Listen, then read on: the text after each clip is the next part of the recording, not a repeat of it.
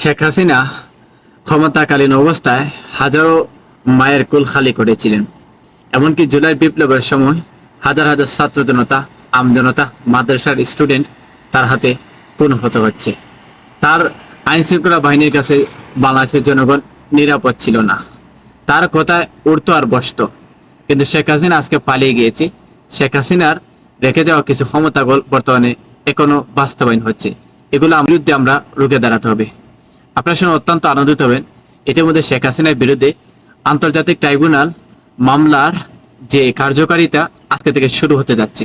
বিশেষ শেখ হাসিনা সহ যত অপরাধী রয়েছেন আওয়ামী লীগের, সবাইকে এভাবে শাস্তির আওতায় আনা হবে। শুধু আওয়ামী লীগ নয়, বিএনপির মধ্যে যারা এরকম অপরাধ করেছেন তাদেরকে এভাবে শাস্তি আনাতে হবে। কারণ ভাই, আমরা চাই বাংলাদেশের মধ্যে দুর্নীতিবাজ দেশ, জনগণের শান্তি, প্রবাসীদের ন্যায্য অধিকার। এটা হচ্ছে ভাই আমাদের অধিকার, এটা হচ্ছে আমাদের প্রবাস থেকে চাওয়া। ভিডিওটা সর্বদাই চাইতেন এরকম প্রত্যেকটা আওয়ামী লীগ, বিএনপি অপরাধীকে শাস্তির আওতায় আনা হোক। সেটা হোক আন্তর্জাতিক ট্রাইব্যুনাল মামলা, সেটা হোক যে কোনো মামলা, ইন্টারপোল, যে কোনো মামলা দিয়ে তাদেরকে গ্রেফতার করতে যেন সরকার সক্ষম হয়।